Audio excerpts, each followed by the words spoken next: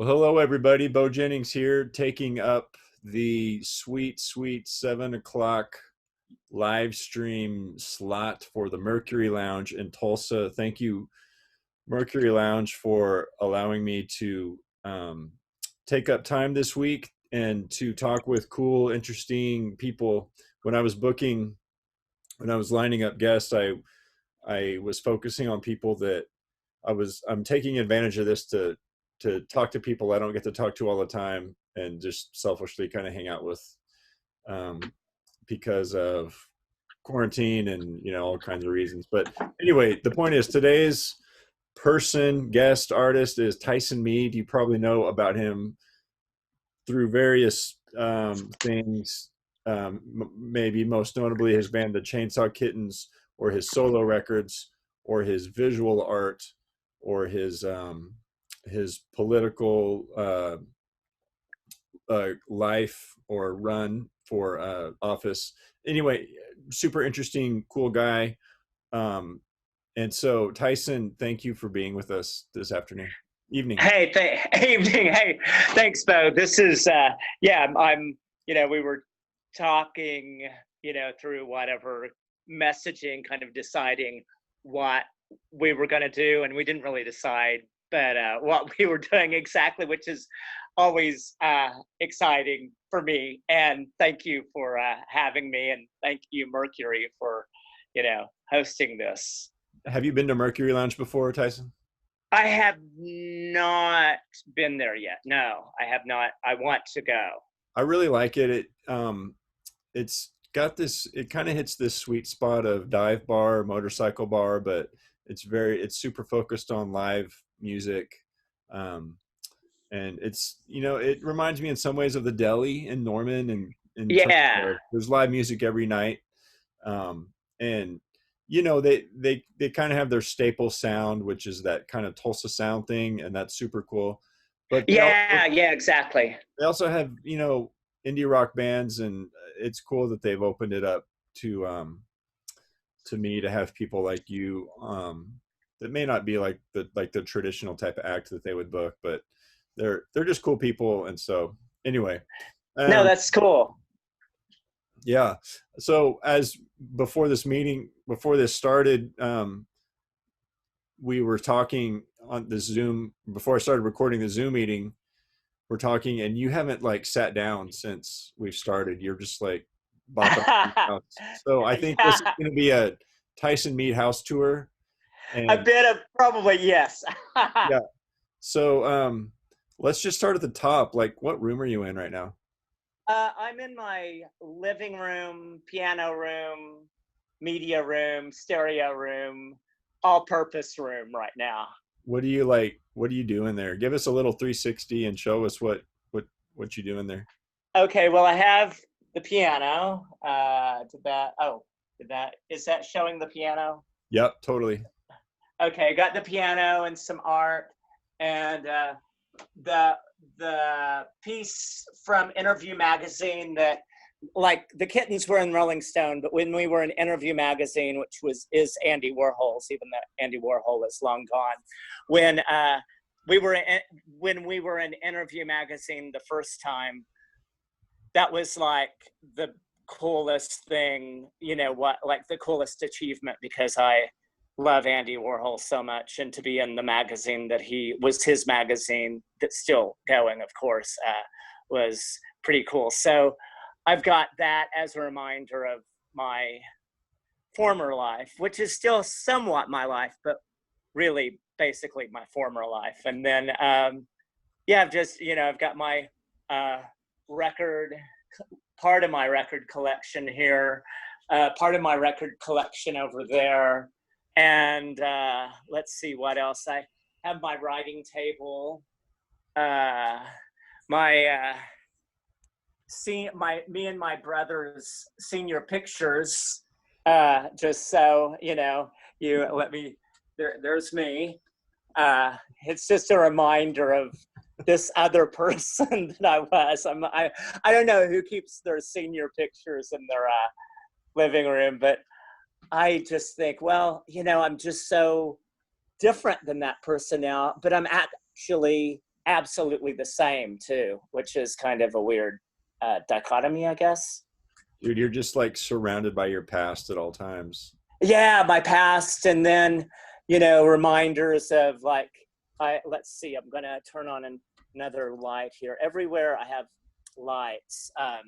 That's a light, but I have like my autographed Big Star record. Mick Rock autographed the Queen record that he took the photo, and he took the photo of this Lou Reed record, which he autographed, and then Iggy Pop autographed that for me when we were on tour with him. So I have all these kind of mementos that mean, I guess, just are a kind of a reminder of my life, past and present, Yeah. Yeah. I was that interview magazine thing that you have framed on your wall. When did that occur in terms of like, what were the Kittens doing when that happened? That Like was right. what record had you made, and were you Yeah. like, had you kind of hit your most popular point at then, or were you on the backside of it, or were we still leading up to it, or? That was like our big. We had just signed to Atlantic Records. Pop Eris was coming out. We were about to go on tour with Iggy Pop, and so this was right, like the big push for us to, and the people at Interview, and I'm still friends with the music editor who was music editor at the time, Ray Rogers. He was like, "Oh yeah, of course we'll put the Kittens in the magazine," and so that was like our what would have been our propulsion Sure. into stardom. And that at that point we had Susan Blonde as one of our publicists, and I'll see her turn up on like interview shows and stuff, but she actually was, from what I've been told, the model for the Spinal Tap publicists. The money walks, bullshit. Money talks, bullshit walks. She is that like New York City. She's amazing, and so I talked to her on the phone, and she's like, "Tyson, I love your new record. I'm going to send it to so many people." And so she actually sent it to Lisa Robinson, who had read her. I was a big fan of hers as a kid, and she had actually have people that she had basically discovered and wrote about was, Iggy and Aerosmith and New York Dolls, and then later, Aerosmith, Iggy, New York Dolls, Ramones. She was like a big part of the CBGB's thing as well, Max's Kansas City. And so meeting her, and she would always put us in. She had now she's at Vanity Fair, but at the time she was at the New York Post, and like as a roving editor, and she had page 6. So if we had anything coming out, she'd put us on page 6, which was pretty exciting. Oh, okay. So take me back to like the start of the band. Like, you guys are a band in Norman, right? Not Oklahoma Yeah, City, but you were in Norman, and Norman. and I know it's you, and it's Trent and Eric and Matt. Matt. Yeah. So how do you go from, just kind of walk me through how it happened? Okay, well, at the time, that's crazy because I had Defenestration had just imploded, and we had put a couple of records out, and I had like contacts and all that stuff in the music industry, but not, it's just like our records had done well on college charts, but it wasn't like any record label was waiting for me to do my next thing, because it was just like basically any band that does well and then they break up, and you bet that you're not going to hear from them again, or hear from that person again, or any of those people, probably. I mean, that was kind of, it's like, well, too bad, the fenestration's over, so it wasn't like everybody was waiting to see what I was going to do next. But Trent, who was actually not even in the band, and Eric and Matt didn't come along until much later. Trent was in high school, and he told me about his friends. He had 3 friends in high school that had a band, and he's like, they're really good. You should play your songs for them. And that was Mark Metzger and Kevin McElhaney and Ted Leader. And so I go over to Ted Leader's parents' house where he lives because he's a senior in high school, and I'm 26. And we're playing in his bedroom, basically. It's like I'm sitting on his bed singing. We have the rest of the band all set up. It was like a music video. It was basically like pre-Say It Ain't So Weezer, but all in just one bedroom for practice. And so I played my song Mother, which had written in defenestration, but we never recorded it really. And it was, at the time I didn't realize how great it was, but then I thought about it. And Trent was like, you've got to this has to be your band, these high school kids. So that was the band. And we practiced a month, did a demo the next month. I sent the demo to some contacts at different record companies, and we started talking to Mammoth Records. We practiced January, demoed February, started talking to Mammoth Records in March. And so it happened pretty fast, actually. Okay, so then you make a record, and it sounds like you got a record deal before you played too many shows, even. Well, the crazy thing was we were trying to figure out the contract because our lawyer at the time, who was also the Flaming Lips lawyer, was like, you don't want to sign this. It's not a great contract. Hold out. And so we actually held out for a year before we even signed the contract. And then it all happened really fast and then really slow, like really slow. So a year later, we make a record. We do some shows with Jane's Addiction. We, go to New York. We go to different places and play. And then we're about to do our second record, and Mammoth says, hey, there's this producer, his name's Butch Vig. He may be a really good producer for you. We think he's interested in working with you. And what we didn't know is they had sent Violent Religion to Butch. He played it for Billy Corgan while they were doing Gish, and Butch and Billy fell in love with Violent Religion, said, Butch, you've got to produce this band. So just to kind of help orient me, because I feel like the music world and business that you're talking about is just, you might as well be comparing football to baseball or something. Like it's just it's just so different today. So help orient me, if you don't mind saying, what was the budget to go record with Butch? The budget, it's funny because I found out that the Pixies had the same budget for Surfer Rosa to do, which is my favorite Pixies record, and the budget was $10,000. Was that just to record, and then you don't know how much they put into promoting it later?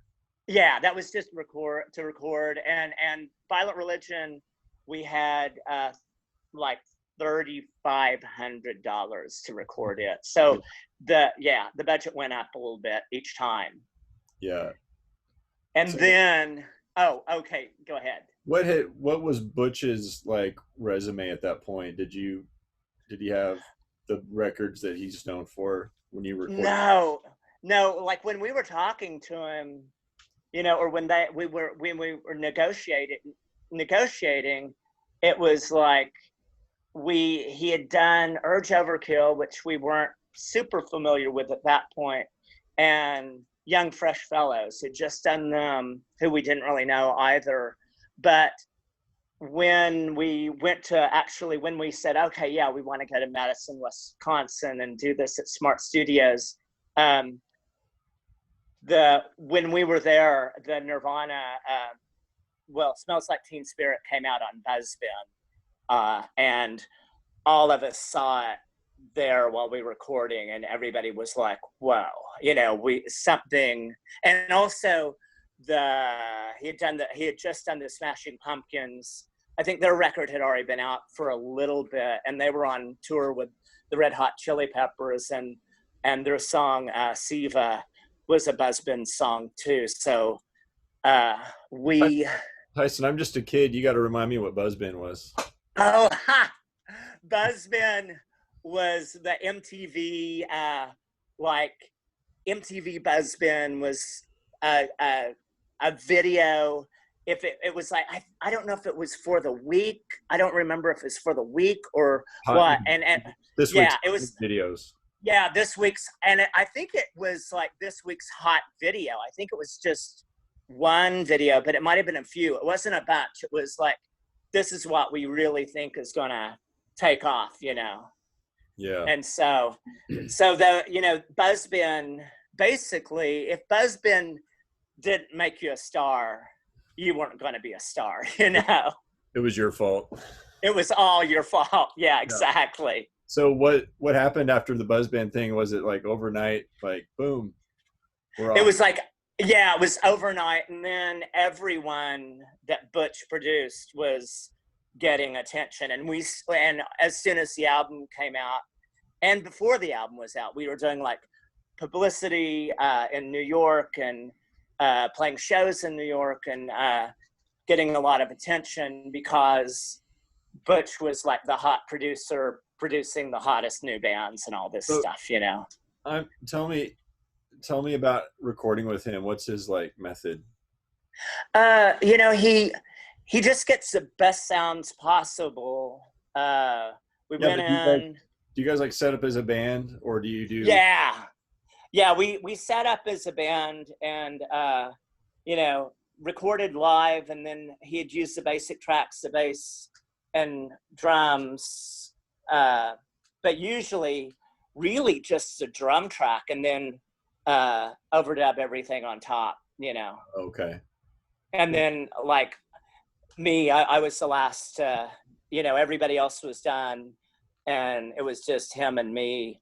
You know, we spent like maybe, you know, I think I worked pretty fast, so we spent like a day on my vocals, maybe a couple of nights on my vocals. Cool. Easy guy to work with, like good experience? Yeah, super easy. And you know, and he always made suggestions that were really, really, he just has a good ear. Like, would he get into the songs and be like, hey, do that chorus again, or cut that bridge out, or things like that? He would say more like, you know, if I was sort of, one thing that would happen that I remember, he would say, like with a chorus, if I didn't really nail it, like just like a chorus every time, he'd be like, hey, why don't, you know, just kill him with the chorus. And so I remember one song in particular, I had like a few almost different parts in the same chorus, like every time it came along, and he's like, you know what, just hit him with that one chorus over and over, and it's gonna kill. And I tried it, and I was like, yeah, that works well, you know. Cool. And I think probably most people are interested in any kind of Nirvana stories, and so I would be, you know, I'd ask him, and granted, Nirvana at that point had gotten big. They were, you know, playing, you know, like whatever places like the Civic Center or something, but they weren't the legend or whatever that they are now. And so I asked him about Kurt Cobain singing like in the studio, and he's like, you know what, he cannot make it through an entire song, and he would record an entire song, and you can't punch him in on like the third verse of like Teen Spirit or whatever. He can't just like hit. He's gotta, start. So what Butch did was he just said, like on Teen Spirit, he said, "Hey, sing the third verse first when." As the first verse, and he just flew it to wherever it went. What So that's, what do you mean he couldn't sing the song? Like he didn't have the lung capacity, or yeah, he just like he'd spend himself by the time he got to a certain point, and he couldn't sing it all the way through, but he also couldn't punch in like, okay, coming up, third verse, here you go. And he couldn't do that either. So, so that was, I mean, like he really was very, he had raw talent was, I think, yeah. the what you would, which, nothing wrong with that, but that's so like that was such a weird thing to hear that, you couldn't just like Well, go in, seemed like that band kind of went from 0 to 60 like way too fast, and yeah, you just have to wonder if he was still around. Surely he would have developed a lot of tools and coping mechanisms to become like, you're right, he had the talent but he yeah, wasn't refined yet. He probably would have found a lot of ways to, you would think. yeah, exactly. Because you look at others who, who died early, like Janis Joplin, but she left, I would say in the scheme of things, several albums, or, more than, so by the time Yeah. Pearl came out, she really knew, and, and she had, oh, is it Paul Rothschild who did like the Doors stuff, who knew how to make a great, and Butch of course knows how to make a great record, but Paul Rothschild really knew what to do with her. So so I think you're right there. Did you guys play shows with Nirvana? We never did. It was like one of these things where we just like there was almost a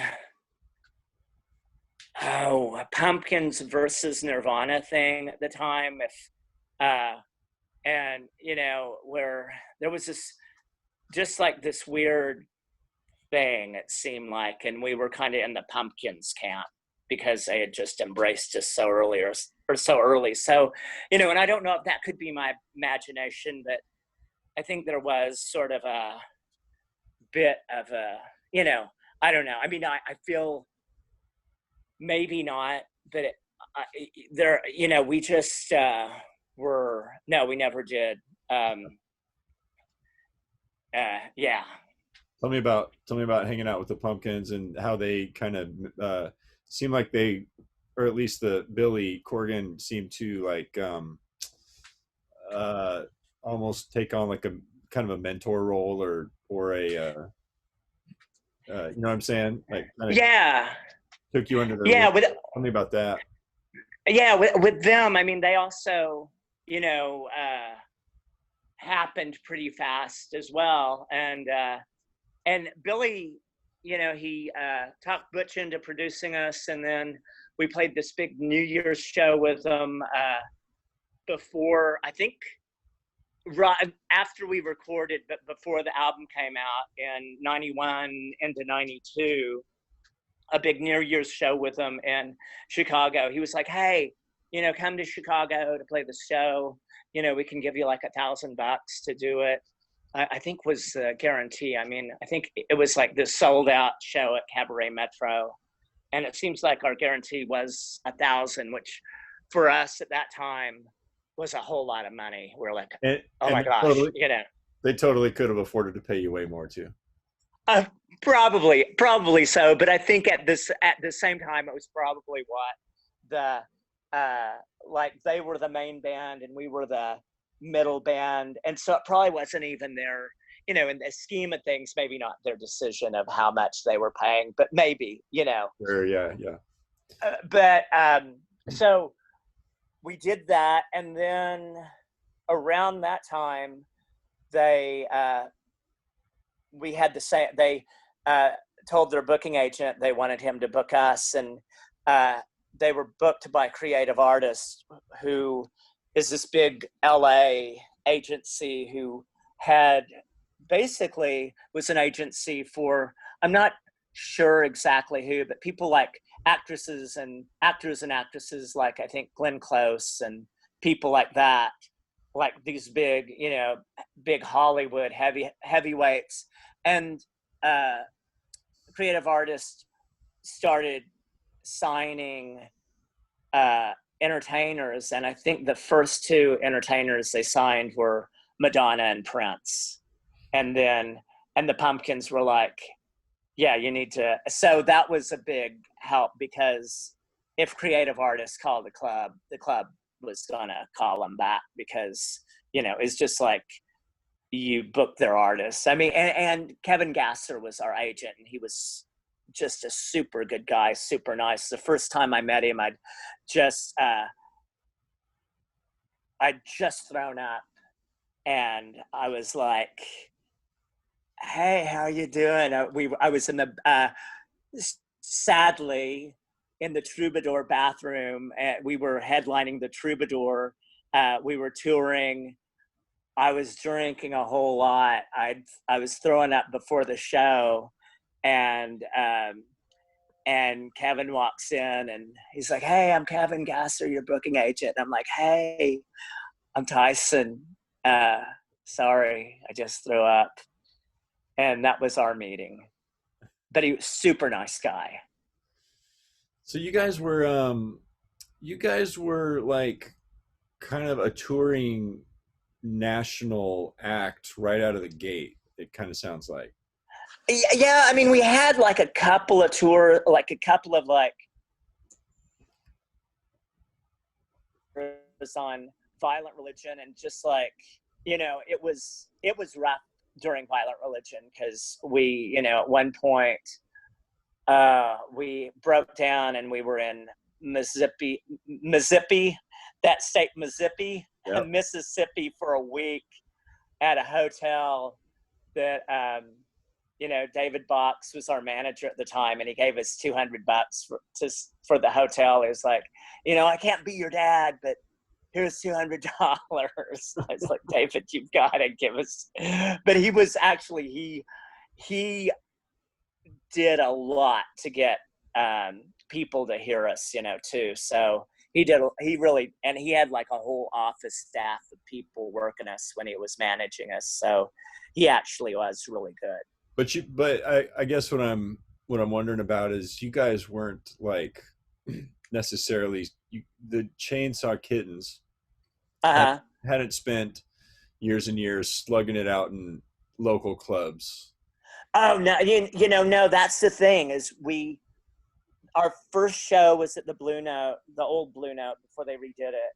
And I think, being that I had just round up a bunch of high school kids to be in my band, people were so like, it was like, okay, this is going to be really funny to see these Tyson with these high school kids. So there was like 100 people at our first show, which was, pretty good. I think it actually sold out. But then after that, we started playing at what was Rome 90, which was old, in up in Stubman Village, and it was like 500 capacity, and all of a sudden 500 people started coming to see us in Norman, because So tell me yeah, about the Norman music scene at that time.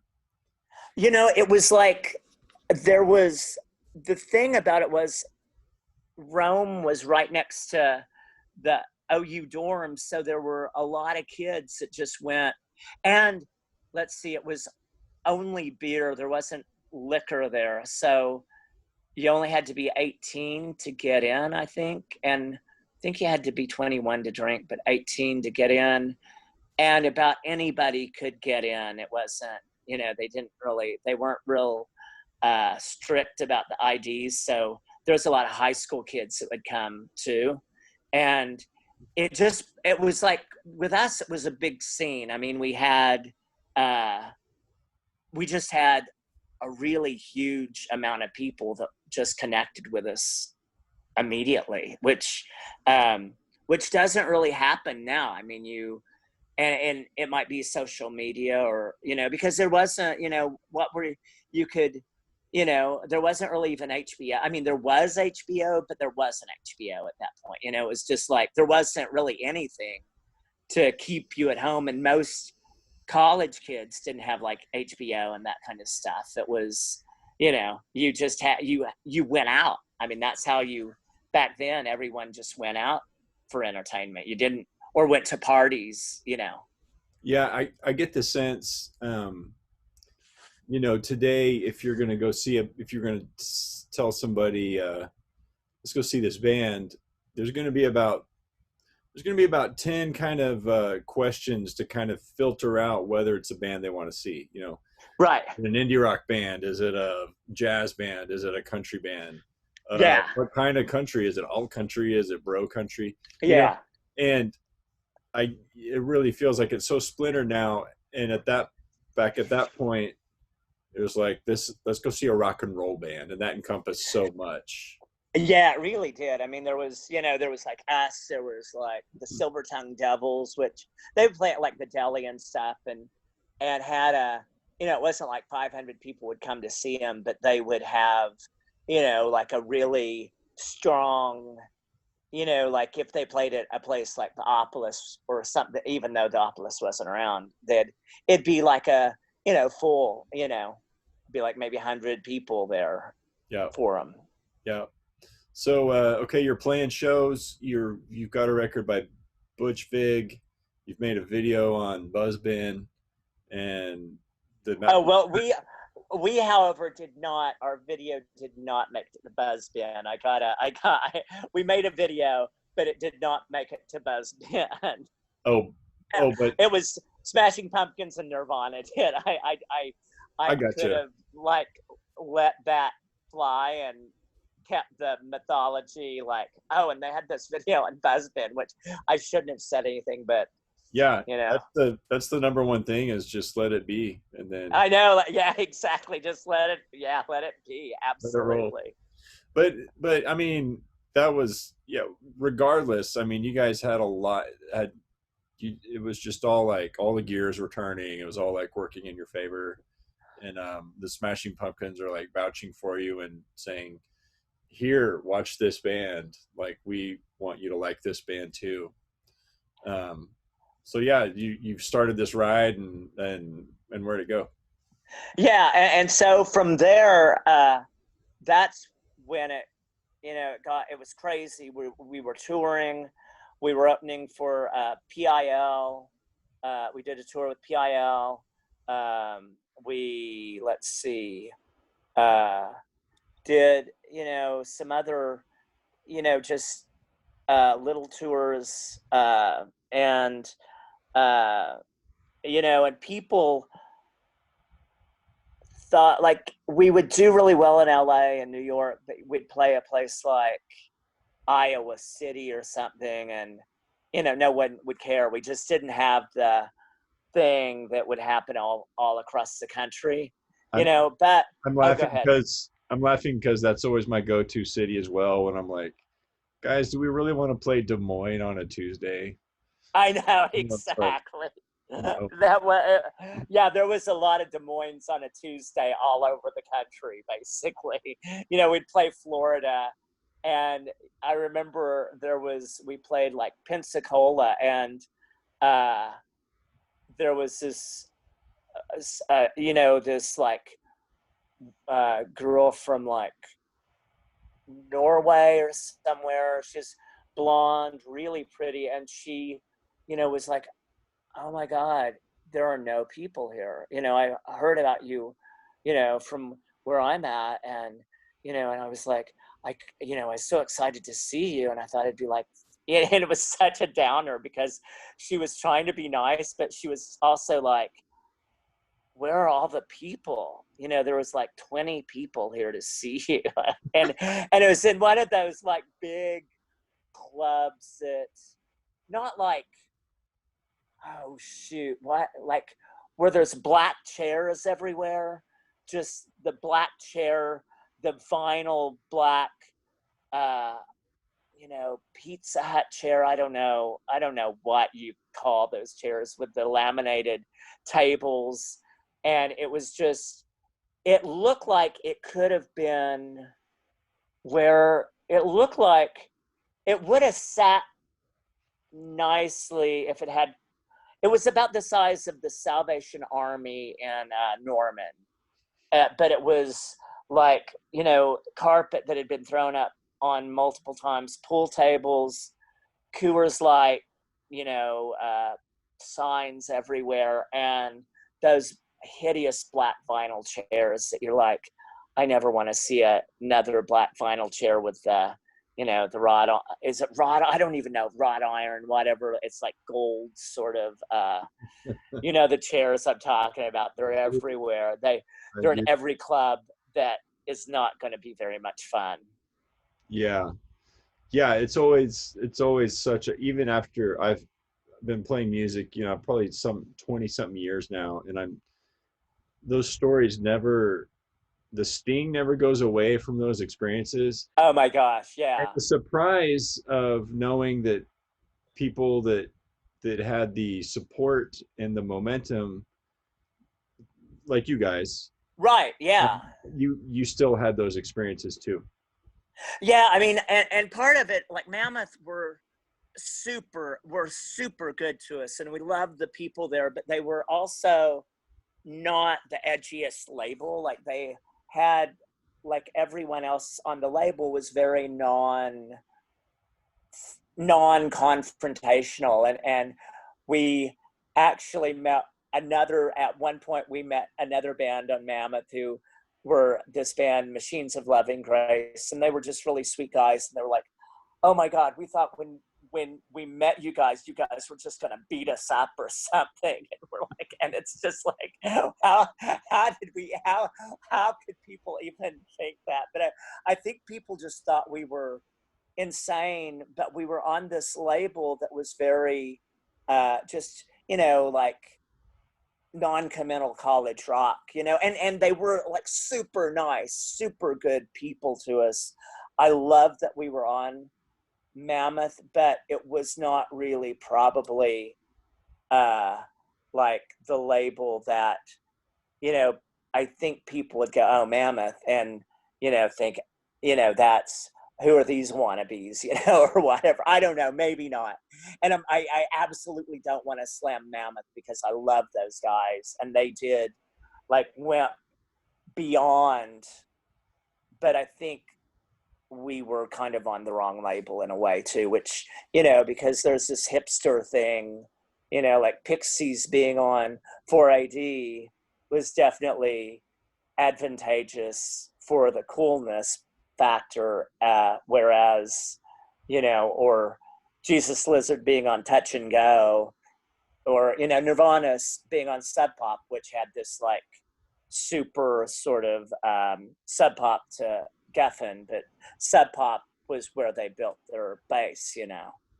It's funny how the label, uh, even though it's not like the label affects the sound or anything. I mean, in theory, Right. you'll be able to put it on, listen to it.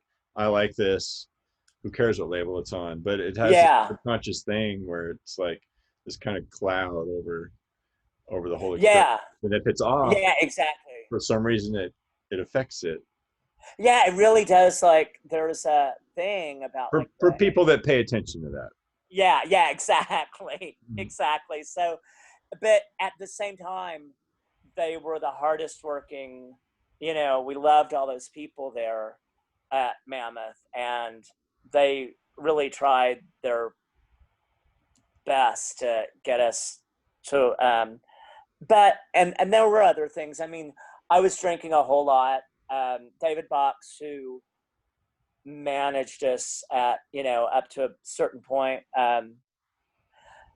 Someone the other day, not the other day, like 2 years ago, I guess, when I was running for office, my friend Eric, who runs VCDs, who owns VCDs now, he and David Box are really good friends. And he was like, but Tyson, what would have happened? What do you think would have happened if you got really, like, people thought you all were going to get so big? And David Box was like, I'll tell you what would happen. He'd be dead. I promise you he would be dead.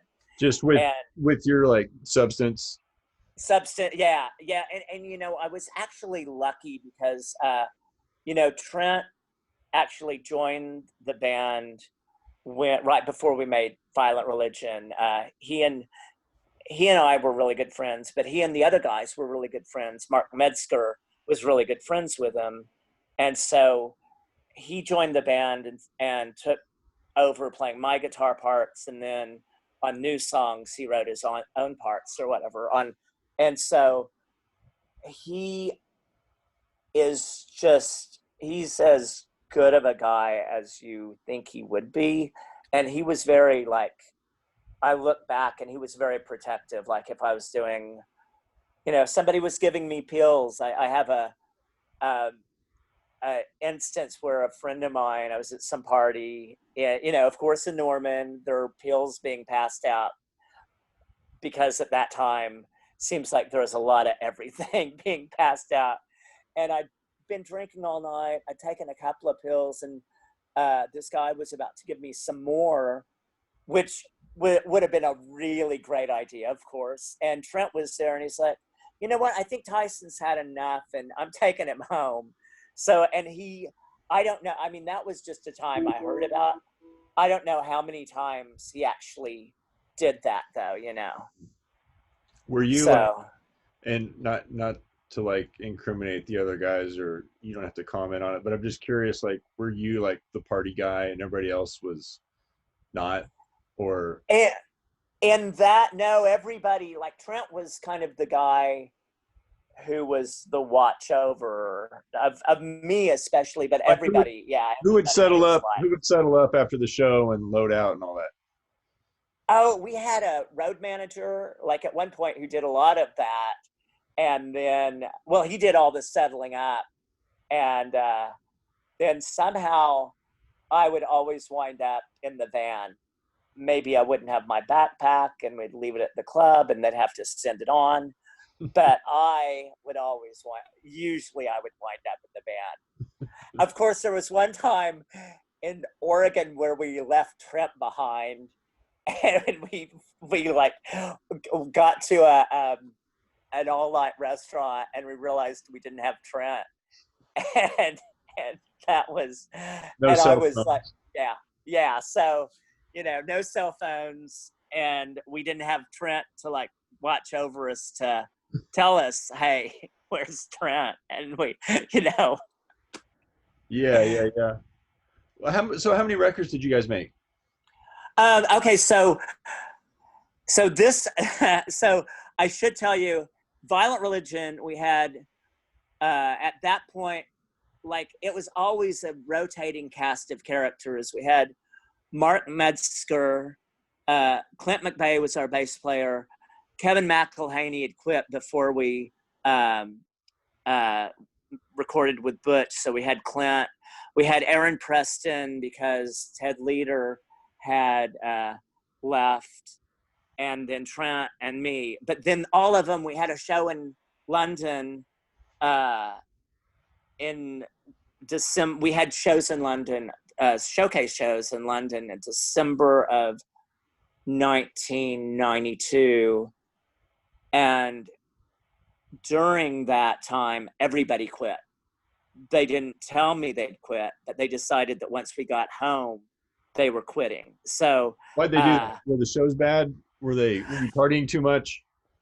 no, the shows were really good. I mean, the thing that, and I totally understand this, Mark Metzger had decided he was going to get married, and actually 27 years later, he's, married to the same, fortunately, married to the same woman. They have 2 kids. I'm waiting the song from Violet Religion, Leanne's song. That's his wife, Leanne. Mm. So he's like, hey, can you call this Leanne's song for my girlfriend? And he was a super sweet guy, but he was getting married, which at the time it hurt. But then everybody else decided to quit. But what happened? So that's December of '92. I get back. Trent calls me. It's like everybody decided to quit, and I don't know if I think I told Mammoth, but with Mammoth, it was like there'd been a rotating cast of people anyway. They're like, well, the Kittens are basically you. You're still signed. That, just put another band together or whatever. So I talked to Trent. I was like, hey, do you want to quit? And at that point, he was sort of second guitarist and he wasn't like, it wasn't like we were partners. It was like me and Mark were writing most of the songs, and I would write songs on my own. And so he's like, I'm like, are you going to quit? He's like, well, yeah, I think so. I'm like, well, what if it's you and me? I start playing guitar again. We find a bass player and drummer. He's like, yeah, let's do it. And so we had a New Year's show, 92 to 93. That was the last show with the Kittens, as it were. And at that show, I guess Matt Johnson walks up to Trent and he's like, hey, I know all your songs. I want to play bass in your band.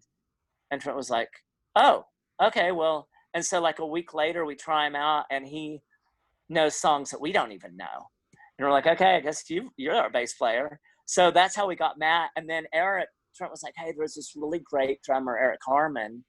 And at first, like, I was real skittish because we'd had so many people come and go that I was really not very nice to either of those guys. And then, so it's kind of Trent and me and those guys, for me. And then, but then during this, Mammoth calls us when we were kind of getting stuff together, and they're like, oh, by the way, you're on Atlantic Records now. You're on Mammoth Atlantic, because we just did a deal with them, and they've got Juliana Hatfield, and the next thing they're putting out is you. Or and we're like, oh, that's a big step up, right? That's like a yeah.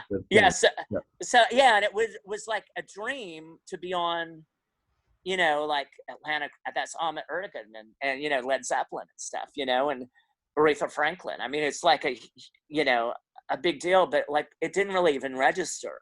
It's like, oh, we're on Atlantic. Okay. And so then budgets got bigger. We started getting flown out to do, like our recording budget was bigger. And that's when Susan Blonde, the publicist, who, I saw a while ago, I saw a documentary on Studio 54, and she had taken Devo there. And Mark Mothersbaugh was like, yeah, I was with Susan Blonde, and I smoked a joint, and I looked at her and I was like, I think this is PCP. So we all of a sudden were in this different circle, like this bigger circle. And, we got a new van. We did Angel on the Range was like our EP to prepare, like 7-8 song EP to prepare for our big, debut on Mammoth, which was on Atlantic, which was Pop Eris. So was the Atlantic era, was that like overall a positive thing? You often hear stories of bands making that jump, and for one reason or another, they wish they hadn't, or it doesn't work out how they wanted it. But yeah, it was and wasn't. I mean, what happened at that point was Atlantic were signing everything. They were signing every indie label. They had us, they had Matador, they had Beggar's Banquet, they had labels that aren't even around anymore. So they put out like 200 records in 1 year. And the records that out of the gate did well they actually signed Eugenius, who had been I think had been like the Vaselines, and they were like, everyone thought they had the Melvins, they had all these people that people thought were going to do really well, but they just didn't they actually, we got great publicity, but radio never, even though we had like pop eras and stuff, radio never happened. And basically what did happen was Mammoth, being so good to us, said, hey, Atlantic aren't doing anything, we'll let you look for another label. And at that point, or you can stay and do the next record with Atlantic, but if you can find something else, I mean, you've got a lot of, you've got a great booking agency, blah, blah, blah, try for something better. And that's when I called Darcy and the Pumpkins. And she's like, Tyson, that's the funniest thing. James and I had talked about starting a label, and, you guys are the only band we had signed. So then that opened that chapter. And, but that opened that chapter about the time the Pumpkins really became megastars, and things were just so weird for them that, it was like a whirlwind of awesome catastrophe, basically. Like their lives changed, and the label that they thought they would be able to devote time to, all of a sudden they couldn't. Yeah, they just couldn't, because they were so, they were, playing, they had no time off. They, it was like when you get to that certain level, and when you're working your way up to that certain level, especially if you're, selling platinum records, you have to really take advantage of the time. And so I think their management and everything was pushing them to like do more shows. And they actually, before that happened, when we were on Atlantic, and I don't even know if before that happened, when they were on, touring for Siamese Dream, they were in town, and Trent and I was with Billy when he's like, hey, I need to call. I think he had a beeper, maybe even, and he got a beep to call like his management or whatever. And he was like, hey, the craziest thing, Nirvana pulled out of Lollapalooza, and we've got their slot now. Yeah. So We're just wildness, crazy. Yeah, so wildness. And so by the time they were playing, by the time on Siamese Dream, their second album, they were already like, so like I saw them play on their first record, super amazing. We toured with them on that, like at the tail end of that record before they before they recorded Siamese Dream. Really amazing. By the time they played Lollapalooza, they were so tired that it was almost like it wasn't even the same band anymore, Yeah. We are coming up on the end of our allotted time. So let's in my mind, we were going to talk about your painting, we were going to talk about politics, your solo record, but we're on such a roll. Let's wrap up the Kitten story and save the other stuff for another episode. So just kind of walk me through the rest of the Kitten's history. Okay, so then we do the record on the Pumpkins label. We get signed to Mercury Records, which is known as Mercury Poisoning. And Danny Goldberg, who was at Atlantic, goes to Mercury.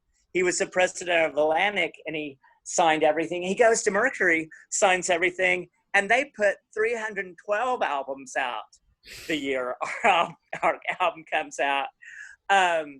We get new management. We get they might be giants. Their management starts managing us. They're super nice guys, and Jamie Kitman was like, at one point he was like, I've never had this sort of adversarial relationship with a record label before. I mean, it was almost like he said they just purposely wanted us to fail. I guess maybe it's a tax write-off. I don't know. I mean, it's like all, but the grand finale of that was I'm good friends with the Counting Crows. Our album was going to come out in Europe, the Scratchy record, the pumpkin on the Pumpkins label, and we had Paperclip booking agency lined up to book us, which is like the Beastie Boys booking agency over there, and like huge. It was going to be this huge thing. A week before we were going on tour with the Counting Crows in Europe, we got this call, hey, your record's not coming out, so we're not giving you tour support, which meant, no tour. So that was when I was close to slitting my wrists. And again, I thought I was like, I'm just going to kill myself.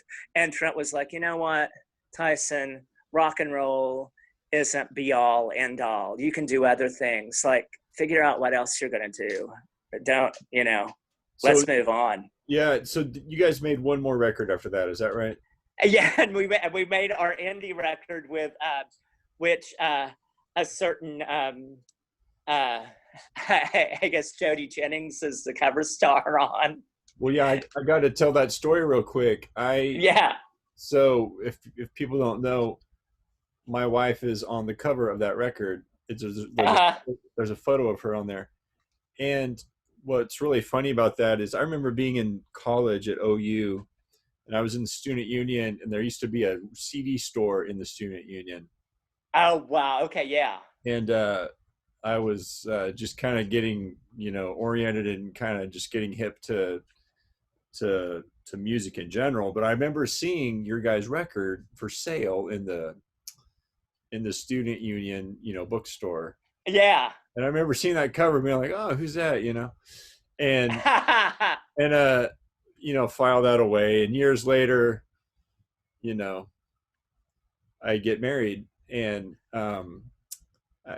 my wife and I were living in Brooklyn at the time, and we decided to leave Brooklyn and move to Austin, Texas. And we're packing up, and she had the poster of, like, a promo poster of that. Yeah, album. The promo poster. Yeah, exactly. I don't know if you guys I don't know if that record came out on vinyl, but it looked like the kind that you like fold in half and put in the. Yeah, exactly. Yeah, it's that size. Yeah. Anyway, I remember, like, oh, that's crazy. Why do you have this? She's like, well, that's me. Like, no way. And then I looked at it. I thought, that is you, because she's got a motorcycle helmet on and a visor, right? And a visor. Yeah. It was, and like a thumbs up or something. Yeah. Really, really funny stuff. But yeah, I like that little connection point there. Yeah, that was, yeah, exactly. And she didn't see it until, I guess, the CD actually came out, and Trent took it over as like, here's this CD. And the way she tells it is Bradley took the photo, and and we didn't know what we were going to put on the cover, and we were both like, hey, we like that picture that Bradley took. Yeah, I mean, putting girls on your record cover is always a good idea, Yeah, exactly. And but I don't. The bummer is I don't think he asked her. I don't think. I don't think he. We called him and said, "Hey, we're going to use that picture," and he said, "Sure." And that's the beauty of Bradley, is I don't think he thought to say, "Hey, Jody, is it okay?" Yeah, so crazy, so crazy, Uncle B-Rad. Man, Tyson, this feels like a good time to pause. I'm going to use the word pause because I've so enjoyed our talk, but I've enjoyed the other talks so far too, and I'm just thinking out loud, but I really do want to to do more of these, and I feel like we have a lot more to talk about. Yeah, I was like wondering. I was like, before we started talking, I was like, can we fill up that time? I don't know if we can fill up that time, but I guess we We obviously didn't. did. You didn't even play a song. You were supposed to go Yeah, swimming, like. yeah. I was gonna do some songs. I was gonna show you my chickens. You know. You have to drop that in the comments. Uh, okay, so if people want to like follow you on stuff, do they just find your name? Yeah, for the most part, yeah. Tyson Meade. I'm TT Meade on Instagram. I'm uh, Dada Camel Talk on Twitter. Before I really knew, I was just going to talk about camels and the Dada art movement, and I've gone kind of past that now. So that I kept the Dada Camel Talk, and then Tyson Todd Meade on Facebook. Yeah. If you'd had a manager when you were signing on to Twitter, you would have found a better handle, probably. Oh, absolutely. Yeah. I didn't have them. I didn't really have them. And I didn't know what Twitter was. It was like, I think around 10 years ago when I, got on. So, You didn't yeah, know one of my friends. Yeah. that was going to ruin the world. Yeah. I didn't know Twitter was going to, yeah, exactly. Oh man, Tyson, thank you. Yeah. This is great, Beau. Thank you. We'll talk soon. I'm gonna stop recording and Okay. bye everybody. I'm saying bye now, but I'm going to talk to Tyson a little more after I quit recording. Thank you, Mercury Lounge. Thank you, Bobby Dean, and uh, come back tomorrow for my next guest. I forget who I have tomorrow, but you'll just look on my Instagram and stuff. Okay, see you.